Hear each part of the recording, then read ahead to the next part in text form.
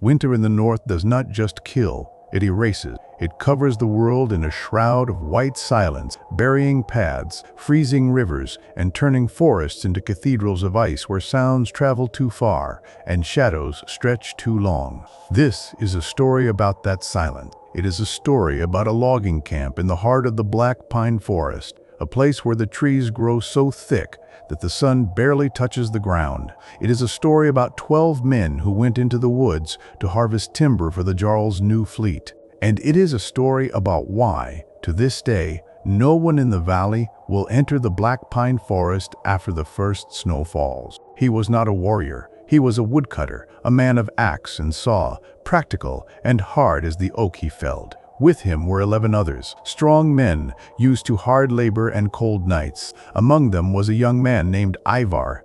Ivar was the smallest of the group, quick with a knife and sharp of eye. He was the camp's hunter, tasked with keeping the stew pot full while the others worked the trees. They had been in the forest for 3 weeks when the feeling started. It wasn't a sound, it wasn't a sight, it was a pressure, a sense of being watched from the tree line. At first, the men dismissed it as forest madness, the tricks the mind plays when you are isolated from the world. But then, the animals disappeared. Ivar was the first to notice. He would set snares for rabbits and find them sprung but empty. He would track deer, only for the tracks to vanish abruptly in the middle of a snowy clearing, as if the animal had been plucked into the sky. The forest, usually alive with the chattering of squirrels and the cawing of crows, went dead silent. No birds, no wolves howling at the moon, just the wind hissing through the pine needles. "It's too quiet," Ivar said one evening as they sat around the campfire inside the large communal longhouse they had built. "Even the foxes have left. Something has scared them off." Frode grunted, sharpening his axe. "It's winter, boy." Or, "They moved south. Don't let the silence get to you. We have a quota to fill." But Ivar couldn't shake the feeling. That night, as the fire died down and the men snored in their furs, Ivar lay awake. It came from outside the heavy wooden door. A voice. "Help me." It was a whisper, faint and ragged. But it wasn't just any voice. It sounded exactly like Skard, one of the woodcutters. Ivar sat up, his heart hammering. He looked across the room. Skard was sleeping in his bunk, snoring loudly. "Help me," the voice outside whispered again. "Ivar, let me in. It's cold." Ivar grabbed his hunting knife. He crept to the door. He pressed his ear against the wood. "Who is there?" Ivar whispered back. Silence. Wet giggle. And then the sound of footsteps crunching away into the snow fast. Too fast for a man. Ivar opened the door. The clearing was empty. The moon was bright. There were no footprints in the fresh snow outside the door. He told Frode the next morning. The big man laughed, but his eyes didn't smile. "Dreams, Ivar. The wind plays tricks in these trees. It sounds like voices." "It knew my name," Ivar insisted, "and it sounded like Skard." "Skard was sleeping like a bear," Frode said, clapping a hand on Ivar's shoulder. "Go hunt. We need meat. The stew is thin." Ivar went into the woods, but he didn't go far. He kept looking over his shoulder. He felt eyes on him. Not the eyes of a wolf, but something intelligent, something that was studying him. About a mile from camp, he found something that made his blood freeze. It was a stag, a massive buck with wide antlers. It was standing upright, wedged between two trees, but it wasn't alive. It had been changed. The skin of the stag had been peeled back from the torso, but not removed. It was draped over the animal's head like a grotesque hood. The ribcage had been cracked open, but the heart and lungs were still there. Nothing had been eaten. There were no bite marks, no claw marks. It looked like someone or something had been looking inside, investigating how the parts fit together. Bile rising in his throat. Yeah, far. This wasn't a predator. Wolves eat. Bears eat. This was curiosity. Cruel, surgical curiosity. He ran back to the camp. He burst into the clearing just as the sun was setting. "We have to leave," Ivar shouted, breathless. "Frode, there is something out there." The men looked up from their work. They were gathered around the majestic trunk of an ancient pine they had just felled. But they weren't looking at Ivar. They were looking at something on the ground. Lying in the snow, next to his axe, was a man named Torben. He was convulsing, foam bubbling from his lips. "He just fell," one of the men, a redhead named Eric, said, looking terrified. He was chopping, and he just dropped. Frode knelt beside Torben. He's burning up. Fever. It's not fever, Ivar said, walking over. He looked at Torben's eyes. They were rolled back in his head, showing only the whites. And under his skin, beneath the veins of his neck, something was moving, rippling, like a worm crawling under the flesh. Get him inside, Frode ordered. Get him warm. They carried Torben into the longhouse and laid him by the fire. He thrashed and moaned, speaking in a language that sounded like gibberish, sharp clicks and guttural hisses. Night fell heavy and fast. The wind picked up, howling around the cabin like a pack of starving wolves. Inside, the mood was grim. No one ate. They watched Torben writhe on the furs. "What did you see in the woods, Ivar?" Frode asked quietly, staring into the fire. "A stag," Ivar whispered. "Turned inside out. Whatever did it. It wasn't eating. It was learning." Frode looked at him, his face pale in the firelight. Always. The realization hit him cold and hard. Suddenly, Torben stopped thrashing. He went rigid. His back arched off the floor. He let out a long, rattling breath and then went limp. "He's dead," Eric said, checking for a pulse. His heart stopped. Frode sighed, wiping a hand over his face. "We will bury him in the morning. The ground is too frozen tonight. Wrap him in a cloak and put him in the storage shed. We can't keep a body in here with the living." 2 men, Eric and Skard, picked up Torben's body. It was heavy, dead weight. They carried him out into the freezing night toward the small wooden shed they used for tools and salted meat, about 50 yards from the main house. Ivar watched them go from the doorway. He saw them open the shed, lay the body inside, and latch the door. He saw them running back through the snow, shivering. "Lock the door," Frode said as they came back in. "Bar it." They dropped the heavy wooden beam across the main door. The 12 men, now 11, settled in for a sleepless night. The fire crackled. The wind screamed. And then, an hour later, they heard it. Knock, knock, knock. 3 slow, deliberate knocks on the heavy wooden door. The men froze. Hands went to axe handles. "Who is out there?" Frode shouted, his voice booming. "We are armed." Silent. Then a voice. "Let me in. It's cold." The men in the room went pale. They looked at each other with wide, terrified eyes, because the voice didn't sound like a stranger, and it didn't sound like the whisper Ivar had heard the night before. It sounded exactly like Torben, the man who was lying dead in the shed. "Frode," the voice called out, muffled by the thick wood. "Why is the door locked? I'm cold. Open up." Eric stood up, trembling. "That's him. That's Torben. Maybe he wasn't dead. Maybe it was a coma."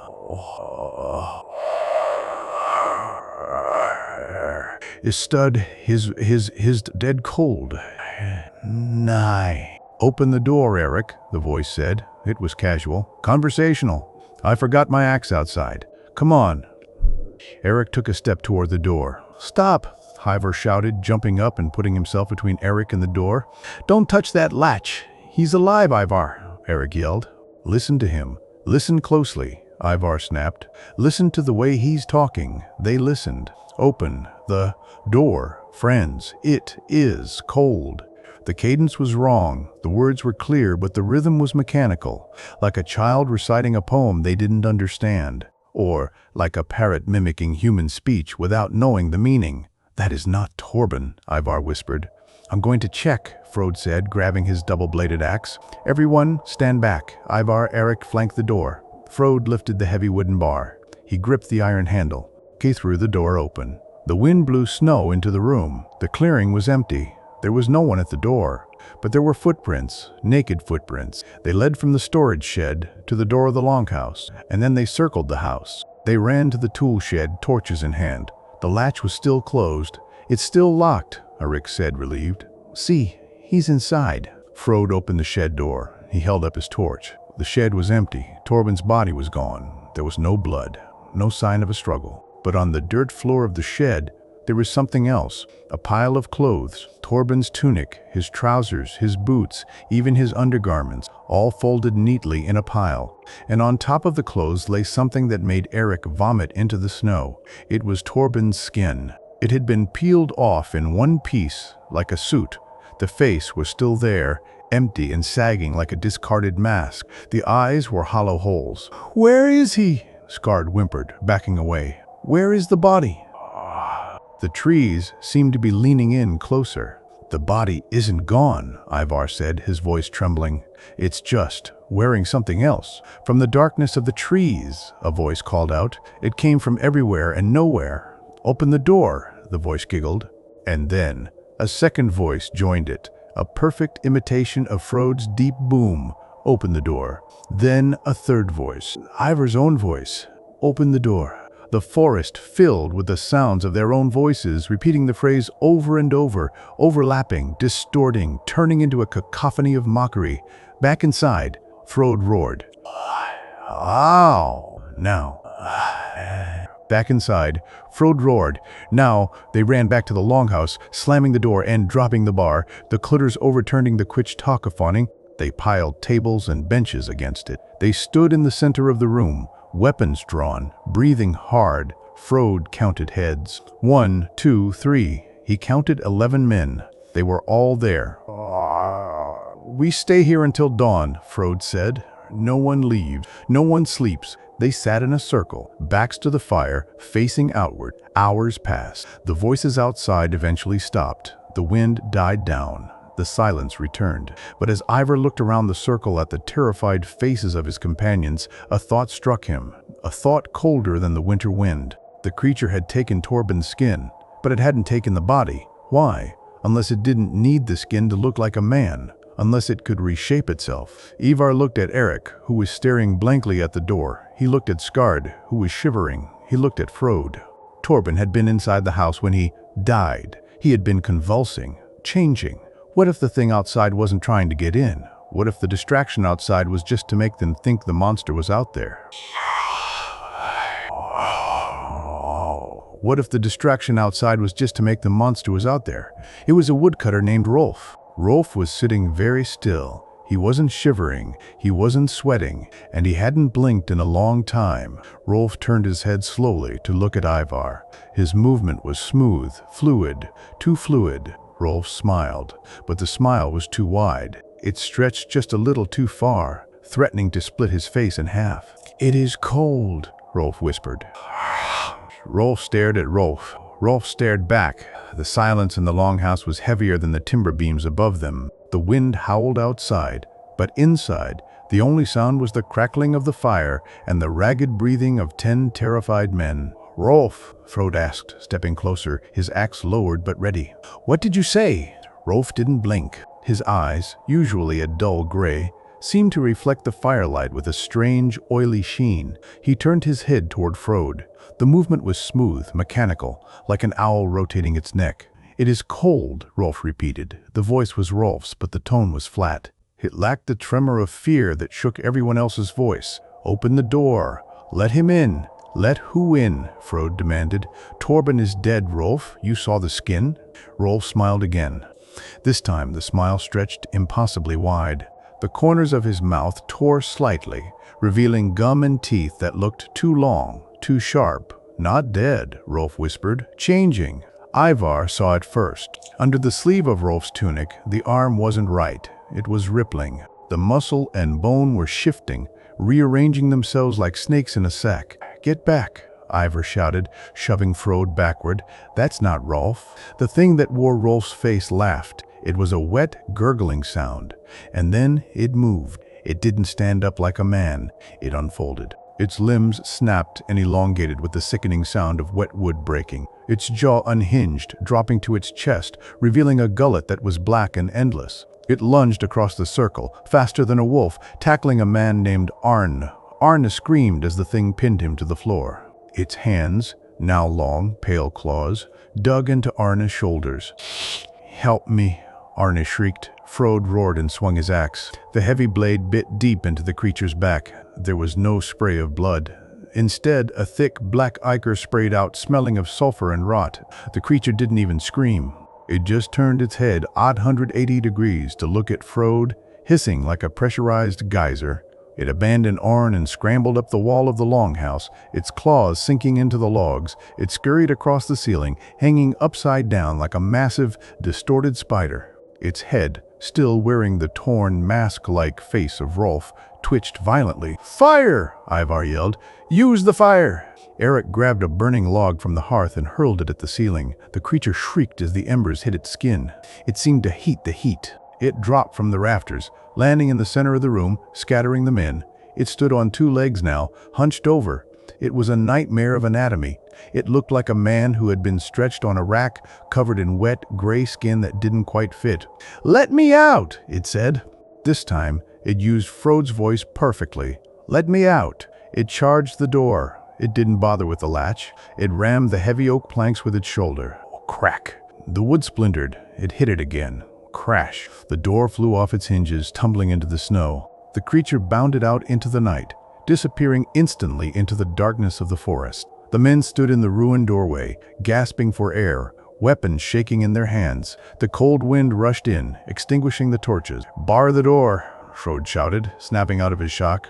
"Fix it. Now."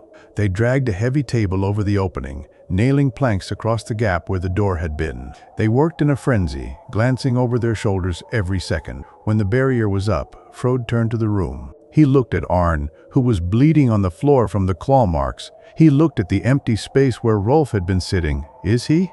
Is Rolf dead?" Eric asked, his voice barely a whisper. Ivar said, staring at the spot where the creature had sat, "That thing, he ain't far."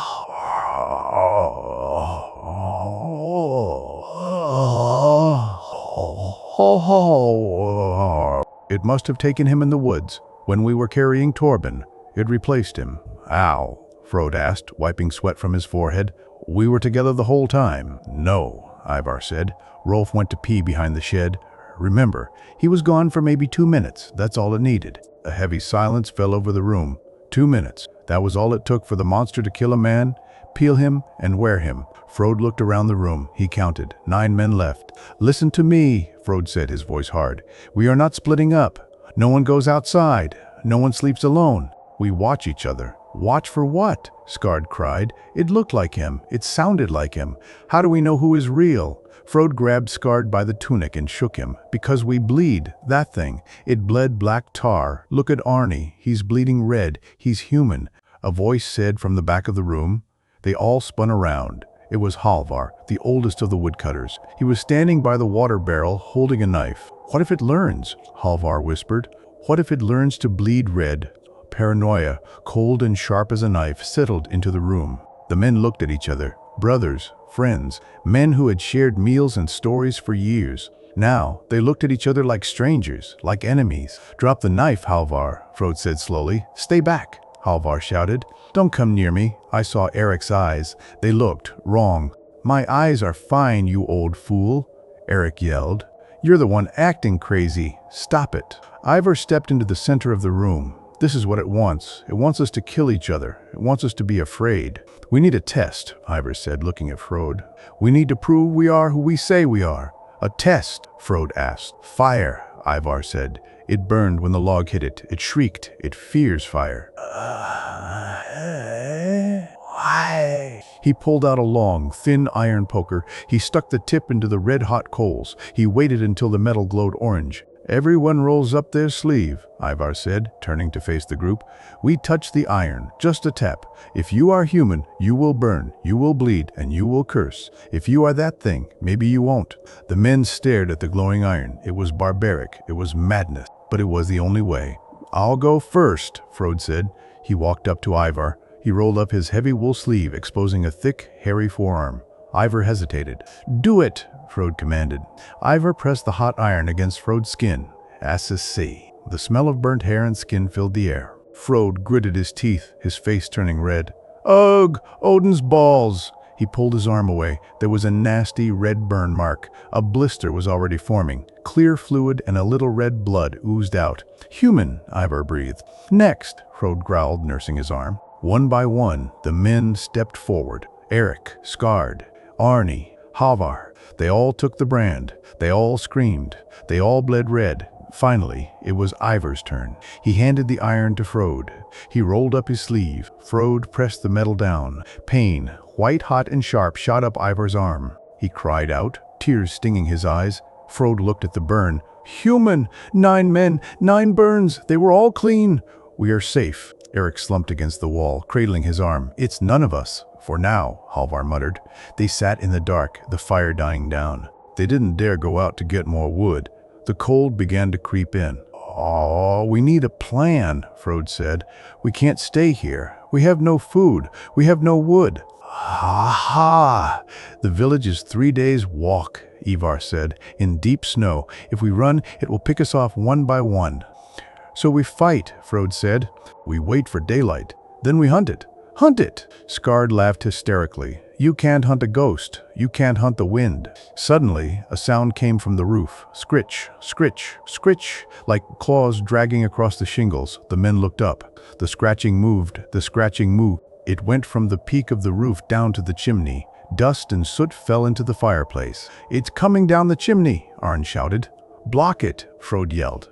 They grabbed a heavy iron cauldron and slammed it over the fire, blocking the opening, but the scratching stopped. Silence. Then, from outside, a voice called out. It was loud, clear, commanding. Open the door, men. It is I, Jarl Einar.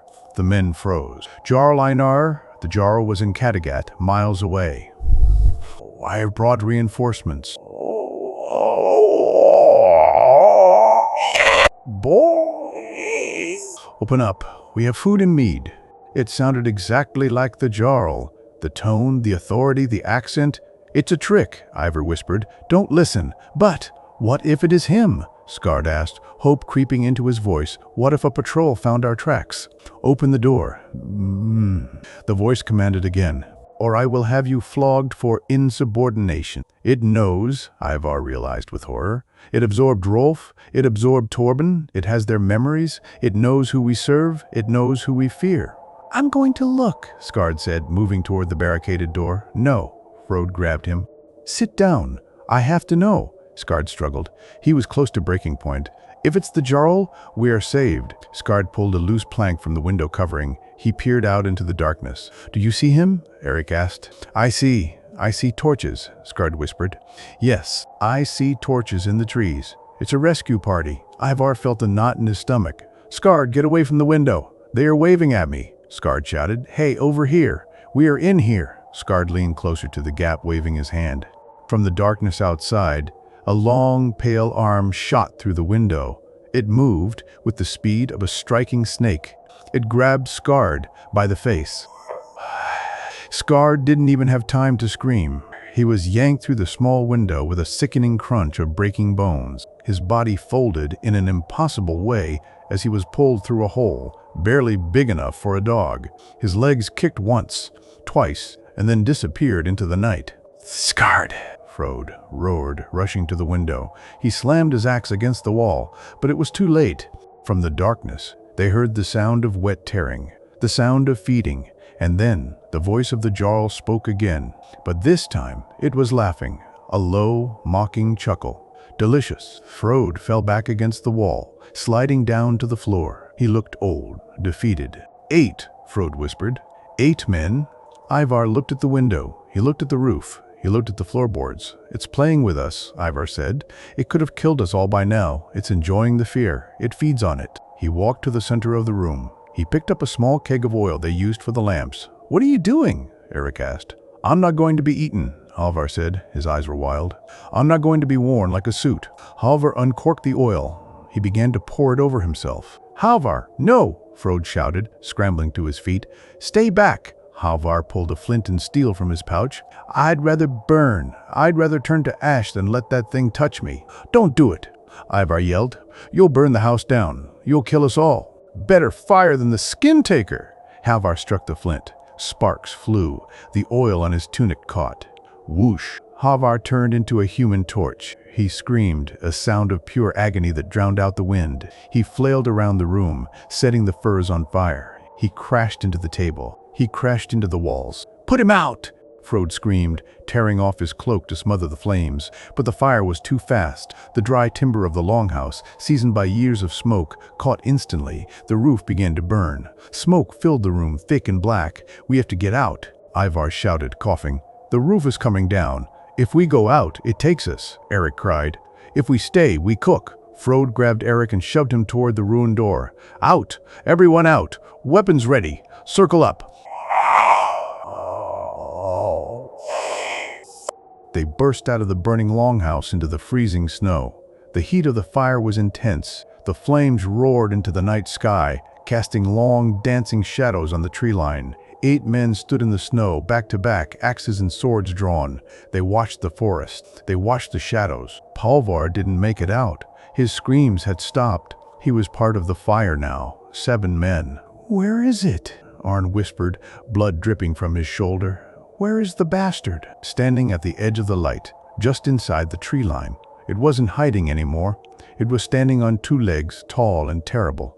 It was wearing scarred skin now, but the fit was wrong. Scarred had been a short man. The face was pulled tight, the mouth a permanent, rictus grin. It held Scarred's axe in one hand, and behind it, stepping out of the shadows, were 2 more figures. One looked like Rolf, one looked like Torben. Ivar's blood turned to ice. It didn't just replace them, Ivar whispered.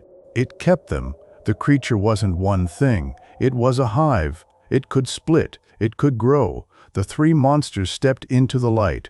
They raised their heads in unison, and they spoke with one voice, a voice that sounded like all their dead friends screaming at once. Warm. The clearing was a chaotic tableau of fire and blood. The longhouse roared like a dying beast, its timber frame collapsing inward, sending a geyser of sparks into the black sky.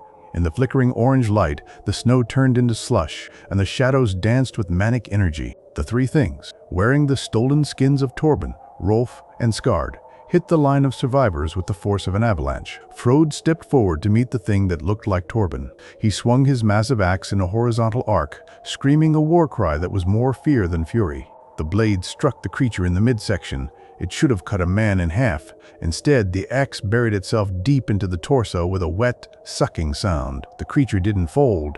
It didn't fall. It simply looked down at the axe stuck in its gut, then looked up at Frode with Torben's dead eyes. "Stuck," it giggled. Then its chest split open. Ribs that were not human ribs, sharp, jagged, and black, burst outward like the legs of a trap. They clamped around the axe handle, trapping the weapon. Frode pulled, his boots sliding in the mud, but the axe wouldn't budge. The creature lunged, its jaw unhinged, revealing rows of needle, like teeth. It snapped at Frode's face. "Back!" Ivar screamed. He thrust a burning brand of wood into the creature's open chest cavity. The thing shrieked, a sound like tearing metal. The fire caught on the black ichor inside. It released the axe and stumbled back, flailing its arms. Its skin, Torben's skin, began to bubble and peel away, revealing the wet, gray muscle underneath. To the left, the thing wearing Rolf's skin had tackled a young warrior named Gorm. They rolled in the snow. Gorm was strong, but the creature was unnatural. It pinned Gorm's arms with its knees. "Please," Gorm cried. "Rolf, it's me." The creature smiled. It placed both hands on Gorm's head. "Rolf is gone," it whispered. With a sickening twist, it snapped Gorm's neck. The sound echoed louder than the fire. The creature didn't stop there. It began to tear at Gorm's tunic. It wasn't killing for sport. It was harvesting. It wanted a fresh suit. "Run!" Frode roared, abandoning his stuck axe and drawing a Sikh's short sword. "To the river. The ice is thin. If we cross, maybe they'll fall through." "What about Gorm?" Arn shouted, limping badly. "He's dead." Ivar grabbed Arn by the collar. "Move!" The 7 remaining men turned and sprinted into the tree line. Leaving the light of the fire was the hardest thing they had ever done. One moment, they were in bright, searing heat. The next, they were plunged into absolute, suffocating darkness. The forest swallowed them. The trees were thick pillars of shadow. The snow was knee-deep, sucking at their boots, slowing them down. Every breath burned their lungs. They ran blindly, guided only by the slope of the land leading down to the river valley. Behind them, the shrieks of the burning creature faded, replaced by a new sound. Thump, thump, thump. Heavy, loping footsteps, dozens of them. It sounded like a pack of wolves, but the rhythm was wrong. It was bipedal. "Foster!" Frode urged, taking the lead. "Don't look back!" But Arnie couldn't keep up. His leg, injured in the first attack, gave out. He stumbled, falling face first into a snowdrift. "Wait!" Arnie cried out. "Help me!" Eric stopped. He turned back. "Get up, Arnie." "I can't." Arnie reached out a hand. Eric took a step toward him. Then he froze. From the darkness above Arn, a shape dropped from the branches. It landed silently in the snow behind the fallen man. It was tall, pale and naked in the freezing cold. It had no face, just a smooth surface of gray flesh where eyes and a mouth should be. It didn't attack immediately. It stood there, twitching. "Arne," Eric whispered. "Behind you." Arne rolled over. He looked up. The faceless thing reached down. A slit opened in its face and a voice came out. It was Gorm's voice. "Help me." Arne screamed. The thing pounced. Eric turned and ran. He didn't try to help. He couldn't. He sprinted until his heart hammered against his ribs, catching up to Frode and Ivar. "Arne?" Frode asked, not stopping. "Gone," Eric gasped. "It dropped from the trees. It had Gorm's voice." "It learns fast," Ivar said, his voice grim. They reached the edge of the riverbank. Below them, the frozen river stretched like a white scar through the valley. The ice looked gray and treacherous. In the summer, this was a raging torrent. Now it was a silent trap. "Cross here."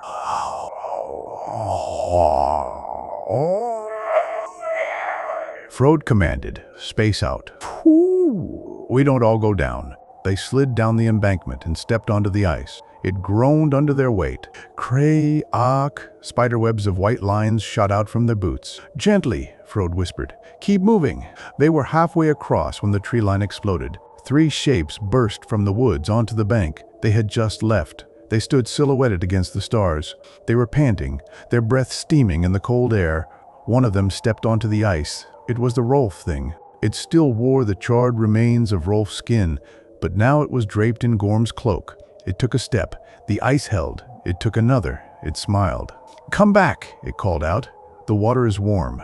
"Keep moving," Ivar hissed. "Don't listen." The creatures dropped to all fours. They began to scuttle across the ice like lizards, moving with terrifying speed. Their weight was distributed so the ice didn't break. "They're coming," Eric yelled. "Run!" Frode abandoned caution. "Sprint!"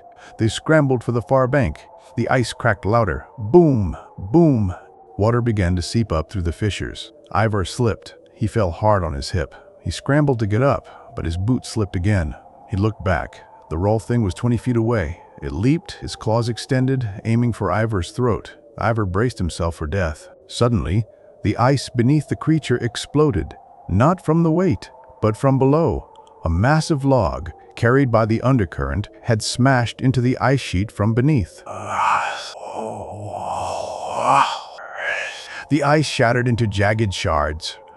"Not of beneath," it shrieked, a bubbly, gurgling sound as the freezing current seized it. It clawed at the edge of the ice, desperate. "Help me!" it screamed in Rolf's voice.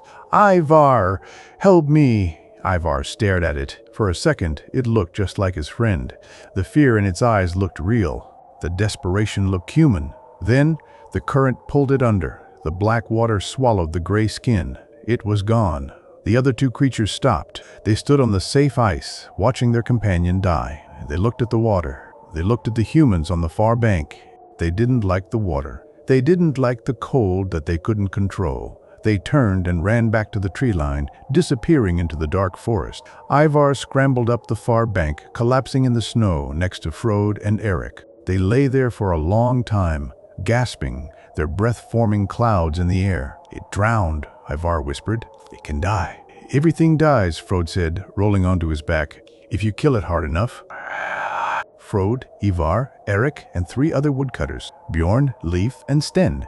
They were alive, but they were miles from civilization. They had no fire, no food, and the night was far from over. "We need shelter," Frode said, standing up on shaky legs. "There's an old hunter's cave up the ridge. My father used it. It has a narrow entrance, defensible." "Can we make a fire?" Sten asked, shivering violently. "My fingers. I can't feel them." "Small fire," Frode nodded. "Deep inside the cave. Smoke will hide our scent." They trudged up the ridge. The wind bit through their wet clothes. Hypothermia was now as big a threat as the monsters. They found the cave an hour later. It was a crack in the granite wall, barely visible behind a drift of snow. They squeezed inside. It was dry, smelling of old bear scat and dust. They gathered dry moss and twigs from the entrance. Ivar struck a spark. A tiny flame flickered to life. It was the most beautiful thing Ivar had ever seen. They huddled around the fire, stripping off their wet boots, trying to massage life back into their frozen toes. "We made it," Leaf whispered.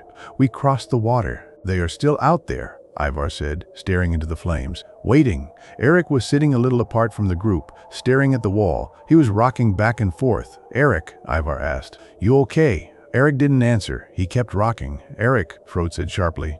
"Look at me." Eric turned. His face was pale. His eyes were wide. I think I swallowed some water," Eric whispered, "in the river when I fell." "So, spit it out," Frode said. "No," Eric said. He touched his stomach. "It's moving." The men froze. "What do you mean, moving?" Ivar asked, reaching for his knife. "Inside," Eric whimpered. "It feels like fingers scratching." Suddenly, Eric gagged. He doubled over, clutching his belly. He retched, coughing up water and bile. And then something else came up, a single, long, gray finger. It fell onto the cave floor. It twitched. It had a fingernail that looked like glass. Eric looked at the finger. He looked at Ivar. Eric whispered, tears streaming down his face. When the thing fell in, a piece of it broke off. It swam into my mouth. Ivar scrambled back. "Get away from him!" Eric began to convulse. His jaw snapped open, wider than a human jaw should go. The sound of wet tearing filled the small cave. "Kill me!" Eric screamed, his voice garbled. "Kill me before it takes the brain." Frode raised his sword, but he hesitated. It was Eric, his friend. "Do it!" Eric shrieked. One of his eyes suddenly turned milky white. His left arm shot out and grabbed Sten by the throat, moving with unnatural strength. "Do it!" The thing inside him was taking control. It was piloting him like a puppet. He drove the sword into Eric's chest. Eric gasped. The human light in his eyes faded. He slumped forward. But the body didn't die. The thing inside Eric was angry. It hadn't finished growing yet. It hissed from Eric's open mouth. Eric's hands clawed at the sword blade, cutting themselves to ribbons. "Burn it!" Ivar yelled. "Burn the body!" They kicked the small fire apart. They heaped the burning moss and twigs onto Eric's chest. The clothes caught fire. The gray flesh underneath sizzled. The thing inside shrieked, high, thin sound like a whistle. It thrashed, banging Eric's head against the stone floor until the skull cracked. Finally, after a minute that felt like an hour, it stopped moving. Silence returned to the cave. The smell of burnt meat was overpowering. 5 men left. They sat in the dark, watching the smoking corpse of their friend. No one spoke. No one slept. And then, just as the first gray light of dawn began to creep into the cave entrance, Ivar heard it. A whisper, coming from the back of the cave, deep in the shadows where the firelight didn't reach. "Is he dead?" Ivar turned slowly. He looked at Frode. Frode looked at Bjorn. Bjorn looked at Leif. Leif looked at Sten. None of them had spoken. "Who said that?" Frode whispered, raising his sword. "Is he dead?" The whisper came again. "Can we come out now?" It wasn't coming from outside. It was coming from behind them, from the depths of the cave. The light barely penetrated the gloom at the back of the cavern, but it revealed enough. The cave didn't end.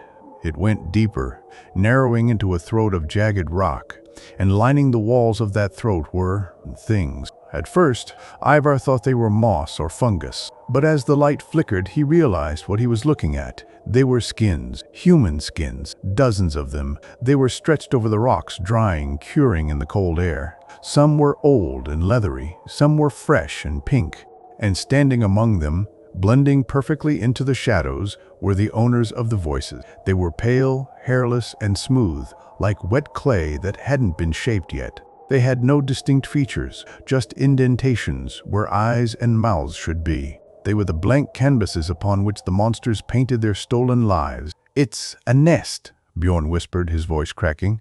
"We walked into a nest." "Back," Frode roared, waving the torch. "Back to the entrance." But the entrance was blocked. Sten, who had been guarding the mouth of the cave, suddenly gurgled. He looked down. A spear, made of bone and sinew, protruded from his chest. He fell forward. Standing in the sunlight, blocking their only exit, was the creature wearing Rolf's stolen skin. It smiled, its face twitching. "No leaving," it said. "We are hungry." Trapped between the brood in the dark and the hunter in the light, the remaining 4 men huddled together. "Fire," Ivar said, his mind racing. "We need a big fire." He looked at the pile of dried skins in the back. They were like parchment, flammable, labor like parchment. "Frode," Ivar shouted. "Throw the torch." Burn the nest! Frode understood. He didn't hesitate. He wound up his arm and hurled his burning brand into the depths of the cave. It landed on a pile of cured hides. Whoosh! The dry skins caught instantly. The fire roared up the walls, fueled by the rendered fat and oil. The faceless creatures in the back shrieked, a sound that vibrated in the men's teeth. They scrambled away from the flames, retreating deeper into the earth, their unfinished bodies blistering in the heat. Through the front, push! They charged the entrance. The Rolf thing stood its ground, hissing. It swiped at Leaf, its claws tearing through his leather jerkin. Clutching his stomach, Frode didn't stop. He slammed his shoulder into the creature, knocking it back into the snow. He raised his sword and brought it down, hacking at the thing's arm. Go! Frode shouted to Ivar and Bjorn. Run! Ivar grabbed Bjorn and pulled him through the opening. They tumbled out into the blinding white snow of the morning, but Leaf was still inside. He was crawling, bleeding. Frode stood at the entrance. He looked at Ivar. He looked at the horde of burnt, angry monsters that were now crawling back toward the light, screeching for blood. Frode looked at his sword. It was chipped. He was tired. Go, Ivar, Frode said softly. Frode, no, Ivar screamed. We can fight them. There are too many, Frode said. He smiled. It was a sad human smile. Tell my wife. Tell her I died standing. Frode turned back to the cave. He planted his feet. He raised his sword. Come on then. Frode bellowed, his voice shaking the snow from the trees. Come and get it, you ugly bastards. He charged back into the darkness. Ivar watched for a second as the shadows swallowed the big man. He heard the clash of steel on bone. He heard the roar of a berserker facing his end. And then he heard the screams of the dying. Bjorn pulled at his arm. We have to go. They ran. They didn't look back at the smoke rising from the ridge. They ran down the mountain, sliding, falling, getting up and running again. They ran until their legs gave out. They reached the edge of the frozen river again, miles downstream. They collapsed in the snow, gasping for air. We made it, Bjorn sobbed. We made it. Ivar looked at Bjorn. He looked at the tears freezing on the young man's cheeks. He looked at the way Bjorn's chest heaved. Yeah, Ivar whispered. We made it. They lay there for an hour, regaining their strength. The sun was high now. The world felt normal again. The birds were singing. We need to keep moving, Bjorn said, sitting up. The village is still 2 days away. Right, Ivar said. He stood up. He offered a hand to Bjorn. Bjorn took it. His hand was warm, but as Ivar pulled him up, he noticed something. Bjorn's other hand, the one resting in the snow, had 6 fingers. Ivar froze. He looked at the hand. He looked at Bjorn's face. Bjorn smiled. It was a perfect human smile. Bjorn asked. His voice was perfect, too perfect. Ivar looked down at the snow where they had been resting. There were footprints leading to the spot where Bjorn had collapsed. But the footprints were barefoot. The real Bjorn had died in the run. Or maybe he had died days ago. Or maybe he had never left the cave. You're not Bjorn, Ivar whispered, letting go of the hand. The thing wearing Bjorn's face tilted its head. Of course I am. Don't be silly. We are friends. Be our friends. Bjorn lost a finger last winter, Ivar said, backing away, his hand finding the hilt of his knife, chopping wood.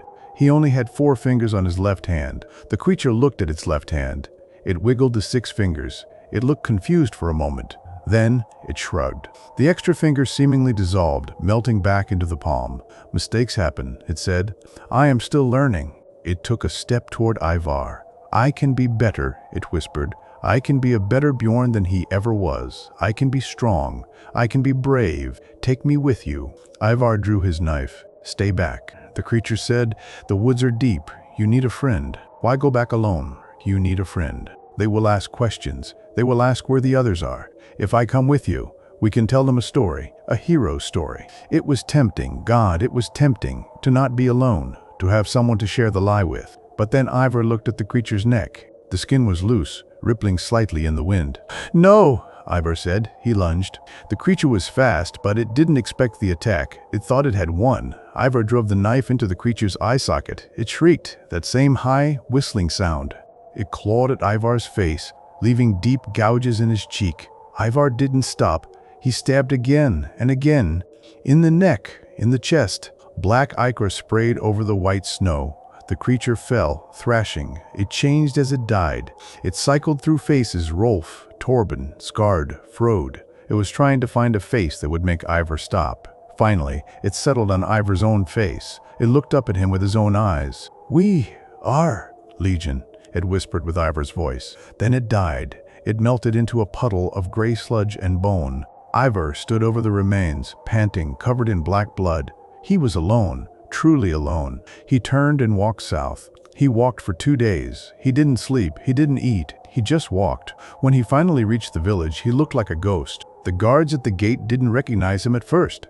When they did, they rushed to help him. "Ivar!" they cried. "Where are the others? Where is Frode?" He opened his mouth to speak, but then he stopped. He looked at his mother's hands as she reached for him. He counted her fingers. 5. He looked at the guard's eyes. They blinked. But a voice in his head whispered, "How do you know? How do you know they are real? How do you know the thing in the cave was the only one? How do you know one of them didn't slip into the village years ago?" "Wolves," Ivar whispered, lying for the first time. It was wolves. He never told the truth. He never went back to the woods. And every time someone in the village smiled at him, every time a neighbor laughed a little too loudly, every time his wife touched him in the dark, Ivar would count their fingers. And sometimes, late at night, when the wind howled through the eaves, he would lie awake and listen, not to the wind, but to the breathing of the person sleeping next to him, waiting for it to change, waiting for the whisper. "Is he asleep? Can we come out now?"